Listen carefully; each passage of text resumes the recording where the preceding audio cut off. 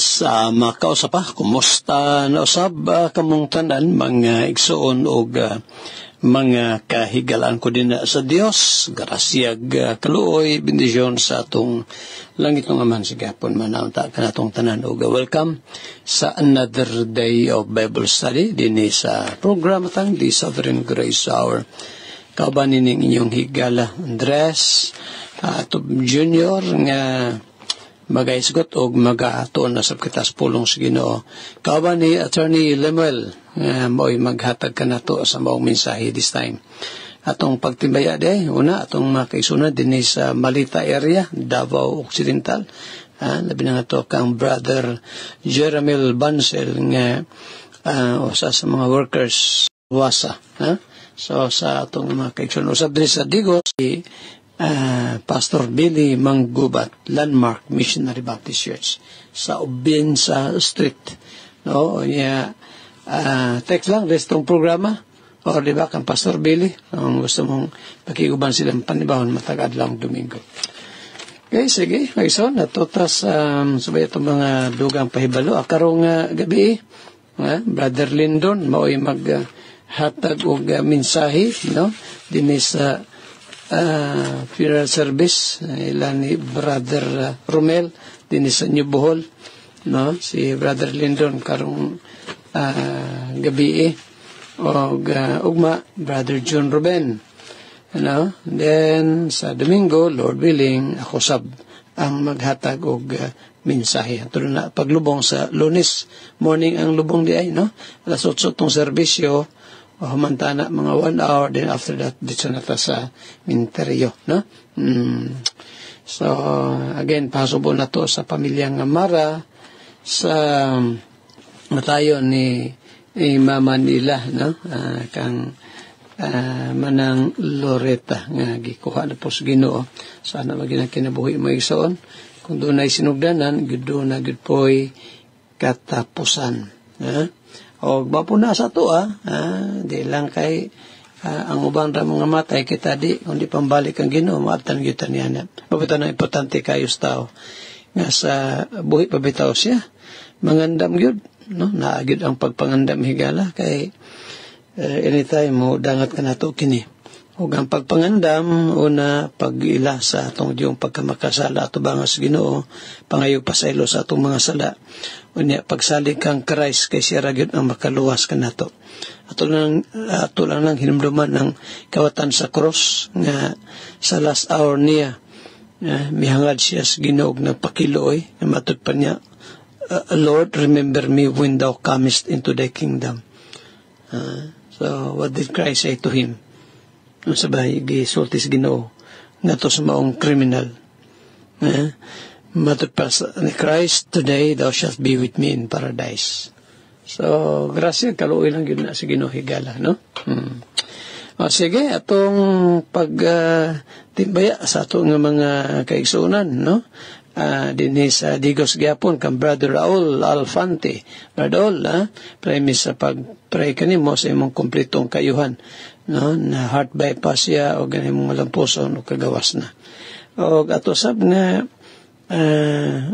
pagampo no nga ang banatong mga igsoon labi na mga nasa balatian hatagan sa Ginoo sa kayuhan kang Brother Ronnie kang Brother Dodi bisan pa gani kang Brother Binlot no og diapod sa imorang no kang Durang amo ni nga first cousin naron sa US premise pagpray kanimo lang then sa kang James Osab kabalik na po sa US o yung wife si Ay nakaten atong Domingo di ay nga panimbahon nato no og ka Johan sab ni Ma'am Felidinio makabalik sa siyang paglakaw no usab sa brother ni Selma si Pam Philo Espisor o si Edita Espisor no sige tutas usab atong danos pagampo anak ni Brother Lingling nga si Rachel no naa sa balatian usab sige parita ay mo kalimot sa mga Tagalupon midweek service and prayer meeting karong gabi Pastor Ray no alas 7 sa gabi iba ang iyong ako masayop unyang karong gabi no ang ilang prayer meeting. Pastor Jan Valentin, kumusta mo? Bisa pagani, kanyong tanan din sa North Cotabato. Kita tanyo ha, Pastor, kung makalugar apod mo ha, din sa Oktubre 11, no? Alauna sapon, din sa Buyaks, Litson Manok, dihata, magtigom sa ilang VIP room. Natay panghatag sa mga basa. Mga listeners na to ha, nining maong programa. So, invited ka mo, mga taga-Bansalan, makilala, bisan pagani sa mga taga-Matalam, taga-Mlang, taga-Alyusan, Libungan, no, dari sa Absadigos, no, of course, no, sa maabot na ito nga pagsibya, mga kalungog, you're invited, no, nining usa ka lecture na to about Doctrines of Grace and Landmarkism. Sige, mag-pray ta. Father in heaven, this time, Lord, kung gipasalamatan ka, unas tanan, sa imong pagtugot nga, matunan sab na mo yung mga pulong. Gabless kay Ginuos matagusa, di man ako mention, Lord, ang matagusa nga naas balatian, but then, hebalo ka man kanila, akong prayer sa ilang kaayuhan. And then, Lord, pag-bless ni mo sa ilang mga patrabaho, bisa paghanay silang mga negosyo, ikaw magapanalangin, O Diyos. Karong gabi, Brother Lyndon maghatag message, ikaw magapanalangin. Brother John Rubinsab, ugma sa gabi, sa mga service din sa New Bohol. Bless Ginoo kini maong radio station o mga kawanin ini. Bless up, Lord, ang amo nga planong maghimog seminar karong sunod buwan. Even karong sunod semana dito sa lugar nila ni Pastor Mario Labawan nga Ginoo imong panalanginan kining maong Thanksgiving nila and quarterly fellowship sa Batumilong. Bless sila mga pagpanganda mo sab. Father, amo ni mga pagampo kanimo. Help us nga masabtan ang mga truths nga expound karon nga Sir Lemuel. And sa mong gikomit kanimo ang tanan, laban nga wadawat. In Jesus' name we pray. Amen. Amen. Sige mga igsuon, adto sa ato ang pag-meditate sa pulong sa Ginoo. Ato ang abrihan atong Biblia dira sa Proverbs chapter 19 verse 2. Proverbs 19 verse 2. Kiingon diri, also, let the soul be without knowledge, it is not good, and he that hasteth with his feet sinneth. Diri sa Cebuano version, ang kalag usab nga walay kahibalo dili maayo, ug kadtong magadali sa iyang mga tiil magapakasala. Ato ang makitaan diri nga ang verse nagsugod with a strong reminder na ipahimangno kanato nga a soul without knowledge is not good. Ang kalag nga walay kahibalo, knowledge, dili maayo. Kaning lack of knowledge diri mga igsoon, it is more than academic ignorance. Dili lang kanang sa formal nga edukasyon, no, kanang sa ato ang college, elementary, sa high school, or even beyond. Kinastoryahan diri labaw sa tanan kaning spiritual ignorance, no, kanang pagpuyo nga or pag kinabuhi nga walay kahibalo sa Ginoo sa iyahang mga pulong ug labaw na sa tanan sa iyang kaluwasan, kay susama kini sa paglakaw dira sa kangitngit, walking in darkness.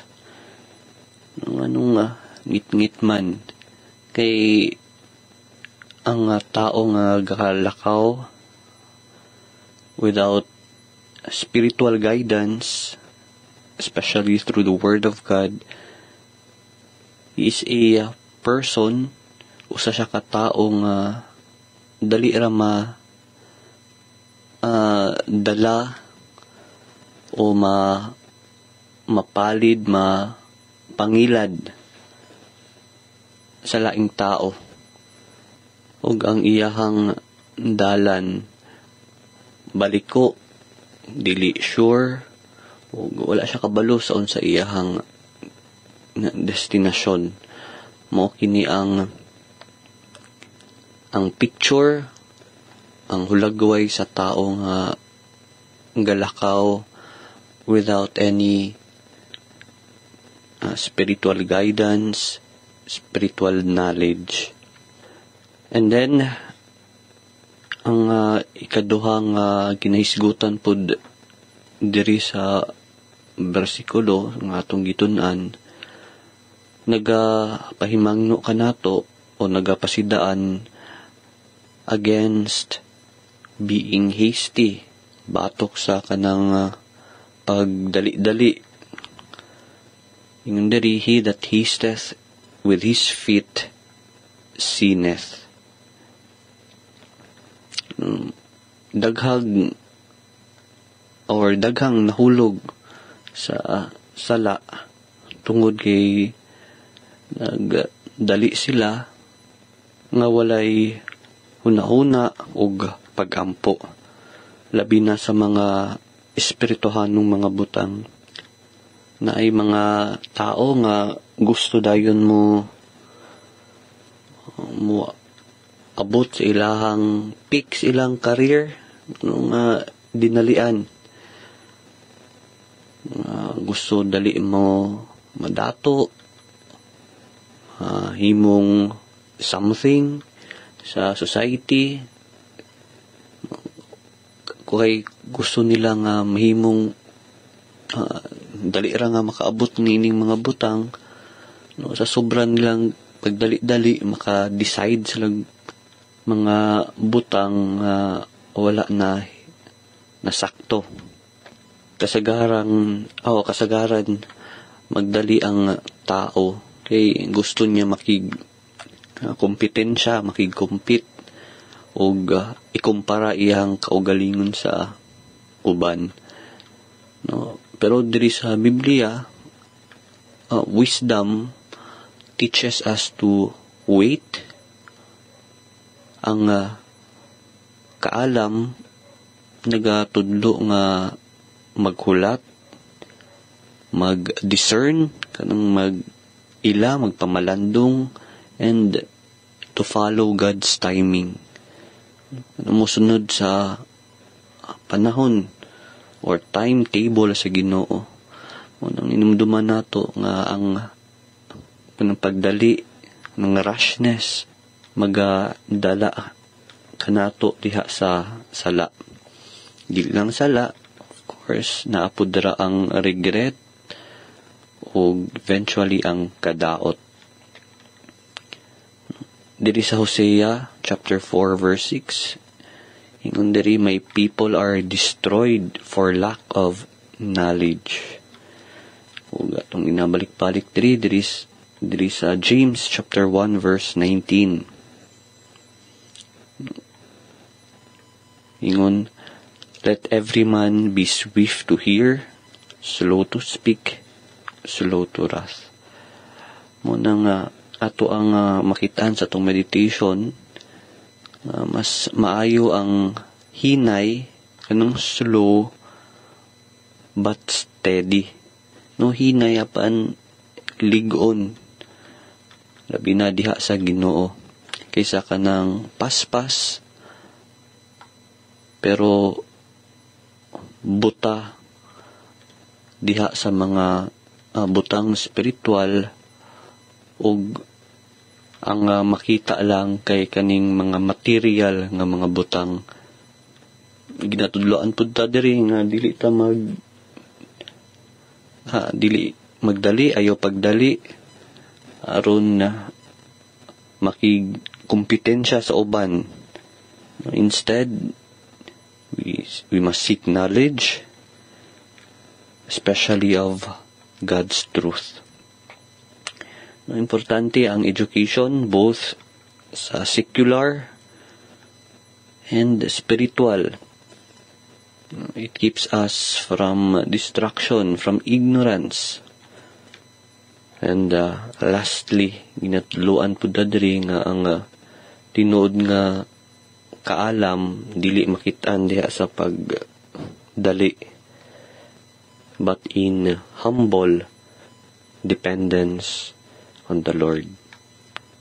Nang diha sa tong pagsalig nga naay pagdala nga mapainubsanon diha sa Ginoo. Sige mga igsoon, ato ning ipadayon sa sunod na higayon. Adto ta sa ato ang pagtuon sa doctrine or the doctrines of grace, especially diri sa doctrine of regeneration or kaning pagkatao pag-usab. Now sa ato ang pagtuon, ato ang natun-an nga ang regeneration kaning pagkatao pag-usab dili kini mahitabo kay tungod sa will sa tao, no, sa kagustuhan or sa iyahang buhat, o dili pod ni mahitabo tungod ang usa na bautismohan maunang ma-born again siya, no. Ang Biblia wala nagatudlo og baptismal regeneration, no. In depth ato ang lalom ang ato ang pagtuon niini. Dili pud mahimong matao pag-usab ang usa ka tao kay tungod nag-join siya sa usa ka iglesia o sa usa ka religion. Si Nicodemus atong example makita nato dira sa John chapter 3. Labaw na sa tanan ang regeneration dili kini mahitabo kay tungod, as I've said, nagabuhat og maayo ang tao, dili through good works ang usa mahimong regenerated. So unsa ding pamaagi nga ang usa mahimong born again? Ato ang sa atong pagtuon, ang regeneration, it can only be accomplished by God. No, we always recognize and acknowledge that regeneration is an act of God alone, and He does not need the cooperation of man. Trabaho lang kini sa Ginoo, iyang sariling trabaho, ug dili niya kailangan ang kooperasyon sa tao. Nagandag verses nga gihatag nini, o regeneration buhat kini sa Ginoo, kini naga-produce, nagapamunga og repentance and faith. Maunang makatuo og makapangayog pasaylo ang usa ka tawo, dili kay tungod sa iyang kagustuhan, but because there is already a working of the Holy Spirit in his heart. Daghang verses nga tong tun-an ini, karon na ata diri sa another verse diri sa John chapter 6 verse 29. Diri Jesus answered and said unto them, This is the work of God, that ye believe on Him whom He hath sent.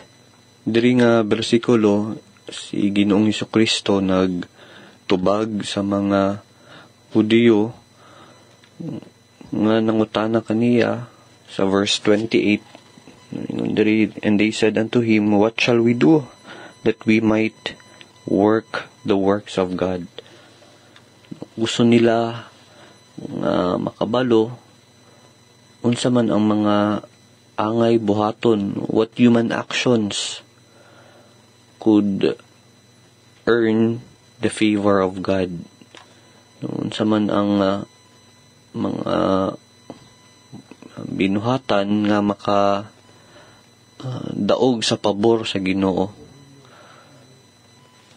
And that is why in verse 29, gi-correct sila sa Ginoo by pointing to the true work of God.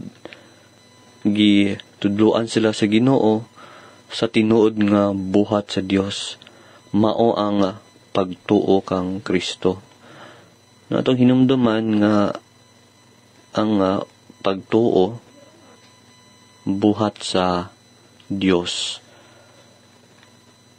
It is something He alone produces in the heart of man. Ato ang makitaan po diri kaning phrase that ye believe on Him whom He hath sent. Di atong makitaan diri nga ang object sa saving faith kay mao si Ginoong Hesukristo.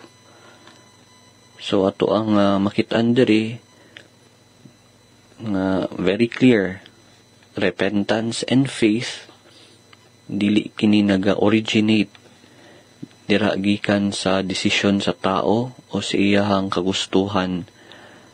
Ang repentance o ang pagkinulsol o ang pagtuo mao kini ang buhat sa Ginoo diha sa regeneration. Ang best example niini kaning ato ang mabasa diri sa Acts chapter 8 kaning kaso sa Eunuko. Acts chapter 8 verses 26 to 39. Pero wala naman tayo oras magigsuon ato ning itun-an sa sunod ng higayon. Napatakaron diri sa ato ang pag-study nga ang regeneration o ang pagkatao pag-usab kaning gintawag tong born again buhat kini sa Ginoo o kay tungod buhat kini magapahimo kini o makaproduce kini og repentance and faith.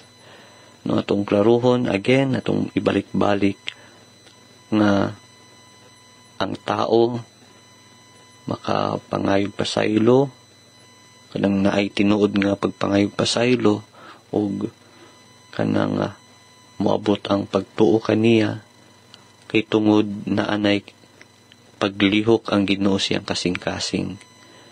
Dili ang tao magpangayog pasaylo og musalig aron ma-regenerate o aron ma-born again. No, baliktad na. Sige, ato ning ipadayon sa sunod nga higayon, wala namang kitay oras. Salamat sa Ginoo sa iyahang sa opportunity nga gihatag kanato nga makatuon sa iyang mga pulong. Before I end, kung di ka pa sure sa imuhang kaluwasan, sa imong salvation, ang Biblia nagaingon nga salig pag hinulusol sa imong mga sala ug tuuhi si Ginoong Hesukristo nga maulang ang bugtong manluluwas. Kini inyong kauban si Attorney Lemuel Atop with Pastor Andres Atop Jr. magaingon ang Dios magapanalangin kanatong tanan. Maison ato ta sa ato ang paghisgot pagtuon sa pulong sa Ginoo this time. Apan sa di pa niya ato deta sa ato ang pagpamlandong makadali no sa pulong sa Ginoo. Proverbio 13 ta. Mani ato ang verse for the day, Proverbs 13, and then verse 13 usab. 13 sa Proverbio. Matupad din ni Solomon. Whoso despiseth the word shall be destroyed, but he that feareth the commandment shall be rewarded. Si bisan kinsa nga magatamay sa pulong, pasabot ning pulong rimagson, wala ingon dili pulong sa Ginoo, no? Ingon din si bisan kinsa nga magatamay sa pulong, pagalaglagon, apan siya nga adunay kadlok sa kasuguan, siya pagagantihan. Na kani unang phrase maigsoon, no? Kini bang mutamay sa pulong sa Ginoo? Ita sa member maigsoon na nga kini ba yang Bible nga atong ginatunan, di ba yan ni ingon nga ordinary nga basahon. Tungod kay iyan is Ginoo, inspired kini. Gani gisulti kana no ni Apostle Paul nga kini tinuga sa Dios, may kapasalanan sa pagtudlo, sa pagpamadlong, pagmatuto diya sa pagkamatarong. Niya karon kung ato ning tamayon maigsuon, di ta motuorin ni ato ning supakon, dunay kabayaran. Laglagon ang tanang mo supak o mo tamay nining maong pulong sa Ginoo. Na-remember na ko itong giun ni usa ka atheist maigsoon nga si Voltaire, nga ingon lagi niya nga gikan daw siyang kapanahonan, no? 100 years gikan siya panahon walay Bible, pero kabalo ko siya tabo 10 years after siyang paglitok. Katong mga leaflets nga iyang giimprinta against the Bible and against God, nahimong printing press aron imprinta hinuon ang Biblia. Tanawara, no? Igid maigsoon, di igid pwede nga ato ang tamayon ang Biblia. Na-remember na ko itong si Apostle Paul, sa pa siya makabig maigsoon sa Christianity, dito pa sa Jewish religion. Gitamay niya ang Christianity, gipapatay niya si Esteban. Sa diyang gikabig siya sa Ginoo dito sa dalan sa Damascus. Nabati niya ang giingon ni Christ, nga matupas ng Ginoo nga to kang Saul. Ngano Saulo, ngano ginilutos mo ako? Kinsa ka ba Ginoo? Matut pa niya, ako si Jesus nga mo ginilutos. Malisod alang kanimo ang pagsipa, pagpatid sa mahait nga butang. Pero kung maigsoon ang Bible, di good pwede na ito ni tamayon ba? Kay pulong ni Ginoo. Yung pa ni Christ sa Juan Kapitulo 12, John chapter 12, and then verse 48. Matod pa niya, 12:48 sa Juan, nagkanayon siya. He that rejects me and receiveth not my words, siya daw nga magasalikway kang Ginoong Kristo o dili mudawat sa ihang mga pulong. Adunay usa nga maghukom kaniya, has the one that judges him. The word that I have spoken, the same shall judge him in the last day. Ang pulong sa Ginoo nga gitamay mo sa bray pulong sa Ginoo, mapugay pong pulong nga ang hukom ang tawhana nga gatamay. Munang salamat sa Ginoo kita magsuon, gigrasihan kita. Tingali uban na to, di giuganag Biblia sa una, no? Apan karon, we love so much the Word of God. Amen. Amen. Praise God. Sige, magsuon. Ito ta sa atong padayon nga paghisgot, pagtuon. Din his Isaiah 53. Isaiah chapter 53. Kanindot nining giingon ni propetang Isaias mahitungod kang Ginoong Jesucristo, no? Sumala pa sa ato ang kaning pastor ng the late Melbourne Cockrell nga unta maayo ang pag-divide sa Biblia aning Isaiah 53. Kaya ato rin magsuon di magyunin dapat magsugod sa Isaiah 53:1 di sa verse 1 magsugod dito na sa 52 verse 13 supposed to be aron makuha sa akong nasulti itong niyaging mga adlaw nga ang context rin nagsugod na sa verse 13, no? Gani ako nang emphasize kanabitang word nga behold, tanawa. Sa Bible magsuon ato ning delikatan kadali ha kay na ko may emphasize ning word nga behold sa Isaiah 52 versikulo 13. Although niya karon sa 53 o asa nang gaytarapit verse 3 man tanong gahapon gahisgot nini ato sang balikan kadali ha magsuon review lang niyo a sort of review lang sa niya tong himuon ron diri sa Isaiah 52 versikulo 13. Pag-ingon din nga behold tanawara kining mao nga pulong maigsuon kini nagpasabot kini og nag-introduce og bag-ong topic or subject.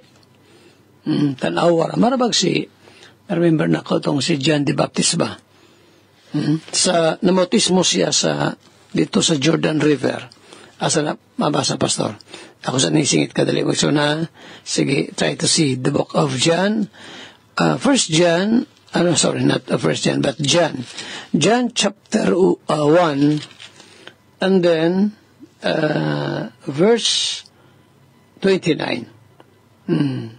So, diri, notice mo na si Kwan din si John the Baptist, no? Ingon din sa verse 29. Okay. Asamanta lapit. At 28. These things were done in Betabara, beyond Jordan, where John was baptizing. So, dito, notice mo si Juan, no? Niya, gipangutana siya sa pipila ka mga tinuran niya o katong mga taong curious kinsa siya. So, motong gitubag niya na, no? Dili siya si Elias, dili siya si Kristo, no? Ni ang propeta. Unya, verse 29. The next day, John says, Jesus coming unto him. So, pagkasunod daw, nakita ni Juan nga si Ginoong Kristo, Juan Bautista, nakita ni Juan Bautista nga nagpadulong kanya si Ginoong Kristo. Og namulong si John, he said, Behold, the Lamb of God, which taketh away the sin of the world. So, gigamit niya din mag-iso ng pulong, behold, tanawa. So, mausap din sa Isaiah 52, versikulo 12, no? Kini nga pulong mag-isoon, pag yung diha nga, behold, ipakita rin nga, importante ka yung hisgutanan o kining subject nga i-introduce sa maong writer. Now, usad di ka paagi sa maigsoon, marabaog ka ng gapukaw sa gakatulog gapanghuna-huna. Gapukaw ni siya ba? Nga niya ni umabutay ang usa ka Misaya. Okay. Now, sa Biblia, gawas aning John chapter 1 maigsoon, daghan pang mga teksto nga nag-refer sa pag-abot ni Ginoong Kristo. Kanya gigamit ng word nga tanawa or behold. Just like for example, no? Then his data sa Zechariah chapter 9 and then verse 9. Sa daang tugon niya, Zechariah chapter 9 verse 9. Matupay ni, Behold, the King comes unto thee. Propesya na may zone about the coming of the Lord Jesus Christ. Another one, there is kanya itong gibasa, no? Behold, my servant. Kanya itong gibasa ron. Sa Isaiah 52, versikulo 3. Tanawa ang akong ulipon. Dito sa Maison sa Zechariah chapter 6 verse 12. Matod pa dito, Behold, the man whose name is Branch. Tanawa ang tao nga ginganlan og mauang sanga. The branch. Now, another one, Maison. Dito sa book of Isaiah, chapter 40 and then verse 10.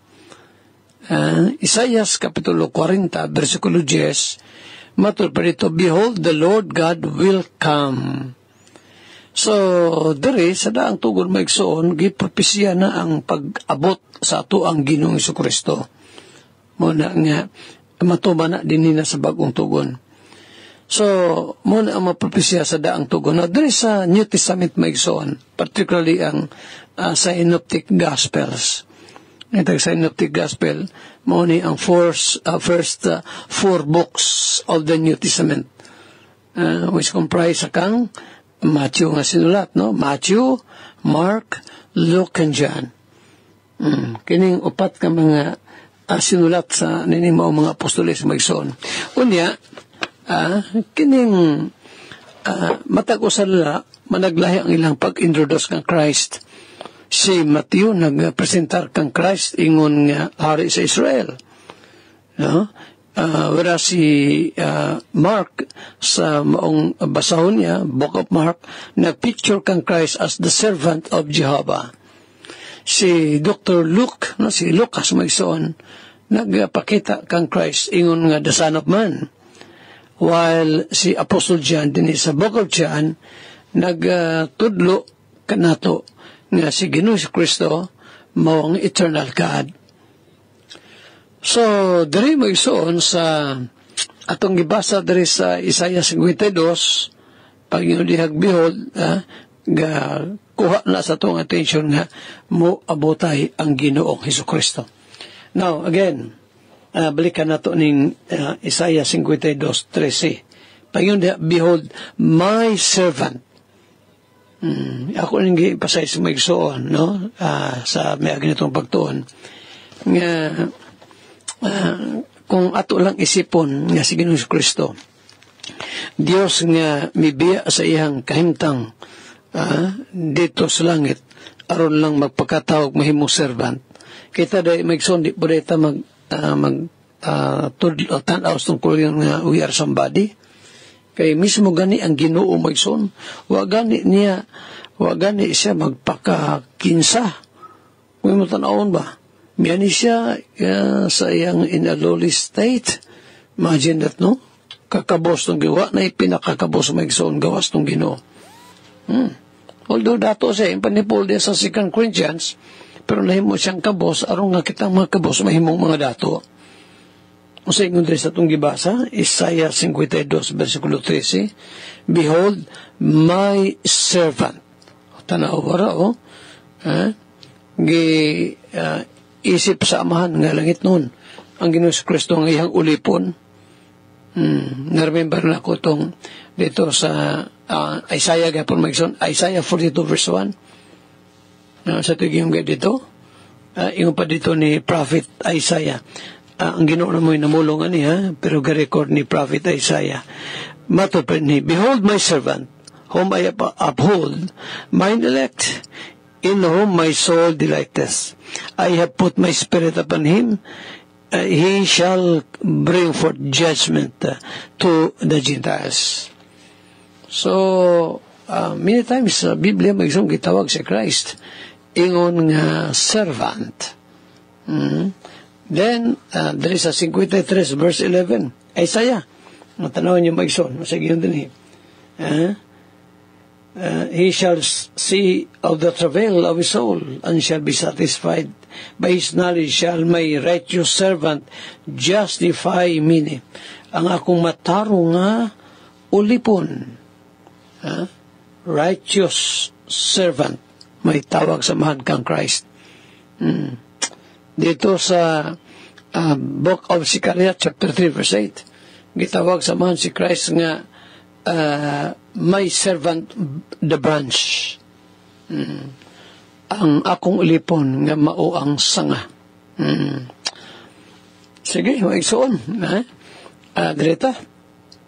Sa, pala ko gusto emphasize, direct hapon sa Isaiah 52, actually, Mixon, nindot kayo ni balik-balik ko ning mahitungkol kang Christ. Inibang pag-iyon din sa verse 13, behold my servant, although besides na ko ni last discussion na to, pag-iyon din ni, behold my servant shall deal prudently. Ako ning gitaga gamayng exposition ng word nga kadabang pagka-prudent, pagkamalamon sa itong Ginoo. Actually, Baigson, kining ang word nga wisdom, or wise, o prudent, dili isa man nagsama. No? Lahi ang prudence kaysa wisdom. They are not the same thing. Dili na sila usara ka butang. Ingon pa dito sa Matthew 11 sa prayer ni Christ sa iyang amahan. Thou hast hid these things from the wise and prudent. Di ba? Ingon sa prayer ni Christ kato siyang amahan ba? Kapasalamat ako kanimo man ipastong Ginoo sa Kristo. Nga kaning mga butang gililong mo, gitago mo, thou hast hid these things from the wise and prudent. So, ang kaning pagka-prudence sa katao lahi sa kaysa iyang pagkamaalamon, no? So, sa hulugan, o sa kalinan, pastor, prudence is wisdom in action. Muna may so ng, kung atong tanaw ng right definition sa prudence, no? Prudence is wisdom in action. So, muna, no, ang pagkamalamon sa tao, makita diha sa iyang binuhatan. Makita sa iyang trabaho. Ingon pa dito sa Proverbs chapter 8, verse 12. That refers to Christ. I, wisdom, dwell with prudence. So, lahi ang wisdom kaysa prudence. Okay?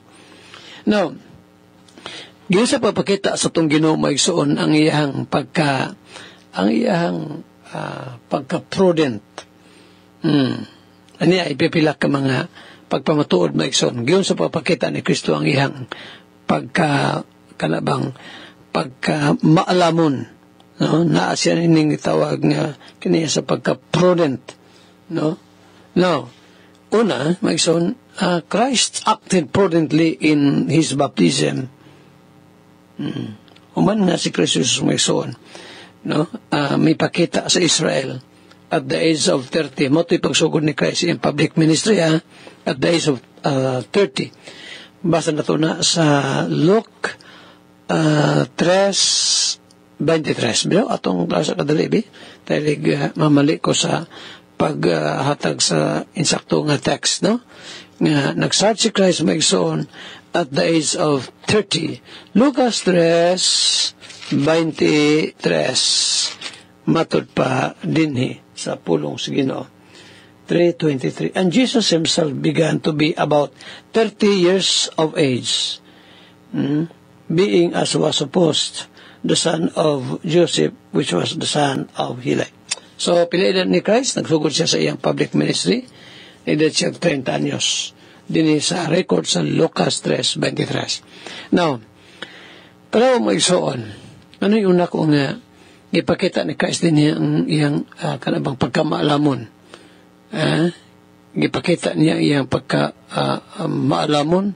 Diya sa una, maigsoon, He walked 60 miles just to receive the right baptism from John the Baptist. Imagine that, no? 60 miles ang gibaktas ni Ginoong Hesukristo. Aron lang yun maabot niya ang si John the Baptist og siya magpabautismo. Pila ba ng 60 miles? Akong nibalon maigsoon kay mga usa ka kilometro is 0.6 miles. Sa ito pa, mahulog siya maigsoon og kung 60, mga around 35 kilometers. Nga na ba, no? 35 to 38, no? Nga mga kilometrahe. Layo na. Kung sa pagsukod na ito na Davao to kininaangunahan sa Panabo, Carmen. Ayun na posible maigso, no? Davao City Hall to Carmen, Davao del Norte. Layo na, maigsoon. Pila ka oras na bagtason. Kung ang usa ka oras is 4 ka kilometro, o 3 kilometro, 4, shall we say, so, dugay-dugay. Usa ka adlaw, nga lakaw. O nganong dito man po si Christ ni miadto kang Juan Bautista magpabautismo tungod kay atong panahon na wa pay laing dunay otoridad sa pagpamautismo gawas lamang sa pinadala sa amahan nga mao si Juan Bautista.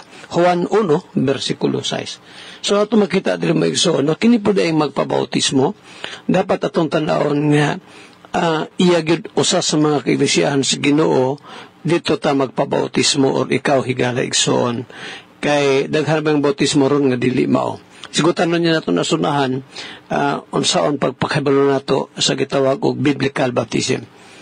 Itugot sa Ginoo ugma isigutan ako maigsoon ikaduhang pagpamatuod nga si Christ na agid kaniya kining pagka prudent, no? Ayang pagka maalamon in action. Ugma ato na tagapagtagado matay oras sigala ikaw karon sa imong pagpaminaw. Wala pa niyo masinati ang salvation. Karon ay nakukining ginaingon nga ang salvation diha ra gyud kang Christ. Come to repentance, trust Him as your Lord and personal Savior. Hantod ugma sa samangtak na ug sa samang istasyon inyong higala sa kahanginan Andres Atop Jr. Manabilit magaingon ang Dios magapanalangin kan natong tanan. Daghang salamat. Praise the Lord. Salamat sa Ginoo, mga kaigsuonan sa mga pulong sa Dios nga gipaambit nga ni kanato pinaagi sa iyang alagad nga si Pastor Andres Atop Jr. sa second portion o sa tong first portion si Attorney Lemuel Atop nga nagadumala sa pulong. Okay, salamat kay sa Ginoo na nining adlaw tungod kay padayon tanyang gina-remind sa iyang mga pulong. Padayon tanyang padasig. Padayon siyang naghatag kanatog kainiton pa diha no sa pagtuo. Pinagi sa mga pulong nga gipaambit nini nga taknaas kabuntagon. Salamat sa Ginoo nining mga kaayo niya nga kanato. Mga kaigsunan, sa di pa ta magtapos, akong i-shout out ang tanang naminaw nining ato ang programa, bisan asa man maabot nining ato ang kapupudan even abroad, overseas nga mga naminaw karon. To God be the glory. Okay, ako ang pag-acknowledge o pag-shout out sa mga kaigsunan nga nag-bisita dinhi sa ato ang live. Una dinhi si Sister Nancy Atanuzo nga nagtanaw sab. Brother and Pastor Well Abrantes diha sa Mawab, Davao de Oro. Dinhi kay Sister Ima Imbaan sa Purok Size, Labun, Sulok, Davao del Sur. Sister Ima, good morning nimo diha. O kay Atiding Ocularis Makiling Casanova sa iyang mensayo sab. Maayong buntag Pastor John Atop Jr., Attorney Lemuel, kanimo Pastor John Ruben, ug sa tanang naminaw karon nga kabuntagon, dalaygon ang Dios. Amen. Praise the Lord. Yes, dalaygon kay Ginoo sa tong kinabuhi tungod sa iyahang mga pulong. Itaw no, kay kining madangtang tagpulong sa Ginoo, dili gina siya basta-basta mga kaigsunan. Daghan kaayo mga tawo ron di ganahan minaw sa pulong sa Ginoo. Antuhinon sa mga pulong nga mga binuang, mga tinunto, no? O sa kinaraan pa na sa ekspresyon sa kuan ng inhan sa una. Salamat sa Ginoo tungod kay nakahimo tas pagpaminaw gyud sa pulong sa Ginoo. Og mao nay grasya ug kaluoy sa Ginoo nga kanato. Di lang kay atong gipaminaw kundi uban sa kaluoy tabang sa Ginoo ato asab nga gikinabuhi kini. Dinhi kay Sister Brother Rolando Yanis nga nagatan-aw sab kanato. Dinhi kay Sister Dawa Elise nga nagapaminaw sab sa to ang live. Salamat sa Ginoo. Kay mga kaigsunan hangtod sa sunod panahon ug higayon dungog-dungog sabta sa to ang kinaham nga programang The Sovereign Grace Hour uban ni Pastor Atop ug ni Attorney Lemuel Atop. To God be the glory og sa makausap pa mayong buntag sa matag usa kanato.